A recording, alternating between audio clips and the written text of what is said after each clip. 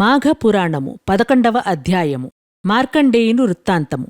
వశిష్ఠుల వారు దిలీపునకు మృగశృంగుని వివాహము, మృకండు జననము, కాశీ విశ్వనాథుని దర్శనము, విశ్వనాథుని వరము వలన మార్కండేయుని జననము మొదలగు వృత్తాంతమును వివరించి, మహారాజా, ఇక మార్కండేయుని గురించి వివరింతము, శ్రద్ధగా ఆలకింపుము అని వశిష్ఠుల వారు ఈ విధంగా చెప్పదొడిగిరి. మార్కండేయుని ఆయువు 16 సంవత్సరములు మాత్రమే. రోజులు గడుచుచున్న కొలది తల్లిదండ్రులకు దిగులు ఎక్కువగుచుండెను. 5 ఏళ్లు నిండగానే కుమారునికి ఉపనయనాది వైదిక కర్మలన్నీ పూర్తి చేసిరి. 6వ ఏడు దాటగానే మార్కండేయును చదివించుట ప్రారంభించిరి. అతడు తన తండ్రి వలనే అచిరకాలములోనే సకల శాస్త్రములు, వేదాంత పురాణ ఇతిహాసములు, స్మృతులు పఠించి గుణవంతుడని ప్రశంసలు నొందెను. కుమారా, నీవు పసితనమునందే సకల శాస్త్రములు అభ్యసించి నీ బుద్ధి కుశలతచే అందరి మన్ననలను పొందుచున్నావు. అందులకు మేమెంతయో ఆనందించుచున్నాము. అయినను గురువుల ఎడ, పెద్దల ఎడ, బ్రాహ్మణుల ఎడ మరింత భక్తిభావముతో మెలగవలయను.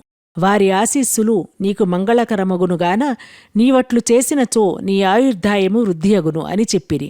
అటుల 15 సంవత్సరములు గడిచిపోయినది. రోజురోజుకి తల్లిదండ్రుల ఆందోళన, భయము ఎక్కువగుచున్నవి. పరమశివుని వరప్రసాదుడగు మార్కండేయుని జన్మదినోత్సవము చేయవలెనని తలచి మహారుషులందరకు ఆహ్వానములు పంపినారు.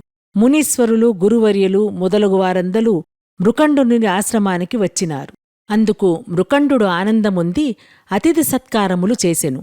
మార్కండేయుడు వచ్చిన పెద్దలందరకు నమస్కరించాడు. అటులని వశిష్ఠునకు నమస్కరించగా అతడు మార్కండేయును వారించెను. అటుల చేసినందులకు అందరూ ఆశ్చర్యపడి, మహానుభావ, మీరట్లు వారించుటకు కారణమేమి అని ప్రశ్నించారు. అంత వశిష్ఠుల వారు, ఈ బాలుడు కొద్ది దినములలోనే మరణించగలడు. మీరందరూ ఈతనిని దీర్ఘాయుష్మంతుడు కమ్ము అని దీవించితిరిగదా. అదెటులగును? ఈతని ఆయుర్దాయము 16 ఏండ్లే కదా. ఇప్పుడు 15వ జన్మదినోత్సవము జరుపుతున్నారు. పరమేశ్వరుడిచ్చిన వరము ప్రకారము ఈతడు 1 సంవత్సరమునే మాత్రమే జీవించును అని నుడివిరి. అంతవరకు మార్కండేయును దీవించిన మునీశ్వరులందరూ చాలా విచారించిరి.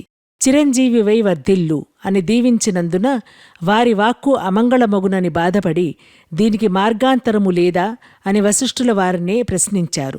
వశిష్ఠుడు కొంతసేపు ఆలోచించి, మునిసత్తములారా వినుడు, మనమందరము ఈ మార్కండేయుని వెంటపెట్టుకుని బ్రహ్మదేవుని వద్దకు పోవుదుము రండి అని పలికి తమ వెంట ఈ మార్కండేయును తోడుకుని పోయిరి. మునీశ్వరుల ఆగమమునకు బ్రహ్మ సంతసించెను. మునులందరితో పాటు మార్కండేయుడు కూడా బ్రహ్మకు నమస్కరించగా, బ్రహ్మ చిరంజీవిగా జీవించునాయనా అని దీవించెను. అప్పుడు వశిష్ఠ మహర్షి మార్కండేయుని జన్మవృత్తాంతమును బ్రహ్మకు వివరించెను.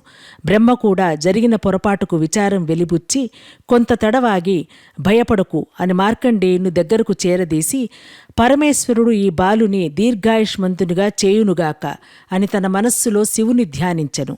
అంతటా మునుల వంక చూచి, ఓ మునులారా, మీరు పోయిరండు, ఈతనికి ఏ ప్రమాదమూ జరగనేరదు అని పలికి, వత్స మార్కండేయ, నీవు కాశీక్షేత్రమునకు పోయి విశ్వనాథుని సదా సేవించుచుండుము, నీకే ఆపద కలగదు అని చెప్పెను.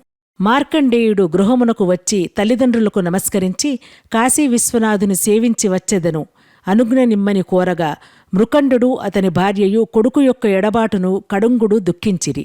ఎట్టకేలకు మార్కండేయును దీక్షను కాదనలేక, కుమారుని విడిచిపెట్టి ఉండలేక అందరూ కాశీక్షేత్రమునకు పోయిరి. కుటుంబ సహితముగా కాశీకి పోయి మృకండు కాశీ విశ్వేశ్వరాలయ సమీపమందొక ఆశ్రమం నిర్మించెను. మార్కండేయుడు సదా శివధ్యానపరుడై రాత్రింబవళ్ళు శివలింగము కడనే యుండెను. 16వ ఏడు ప్రవేశించెను. మరణము ఆసన్నమైనది. యముడు తన భటులతో మార్కండేయుని ప్రాణములు కొనితెమ్మని ఆజ్ఞాపించెను. యమభటులు మార్కండేయుని ప్రాణములు కొనిపోవుటకు శివసన్నిధిన ధ్యానము చేసుకొనుచున్న మార్కండేయుని కడుగు వచ్చుసరికి భటులు ఆ సమీపమందు నిలువలేకపోయిరి. కాలపాసము విసురుటకు చేతులు ఎత్తలేకపోయిరి. మార్కండేయుని చుట్టూ మహా తేజస్సు ఆవరించినది. ఆ తేజస్సు యమభటులపై అగ్నికణముల వలె బాధించెను.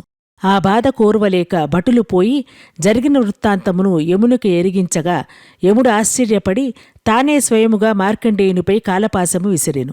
మార్కండేయుడు కన్నులు తెరిచి చూచుసరికి యముడు తన ప్రాణమును తీసుకొని పోవ సిద్ధముగానుండగా మార్కండేయుడు భయపడి శివలింగమును కౌగిలించుకుని ధ్యానించుసరికి కైలాసవాసుడగు పార్వతీపతి తన భక్తుని ఆక్రందన వినిపించి మహారౌద్రాకారముతో శివలింగమును చీల్చుకుని వచ్చి త్రిశూలముతో యమునికి సంహరించి మార్కండేయుని సంరక్షించెను. విన్నారుగా? మరి ఆలస్యమెందుకు?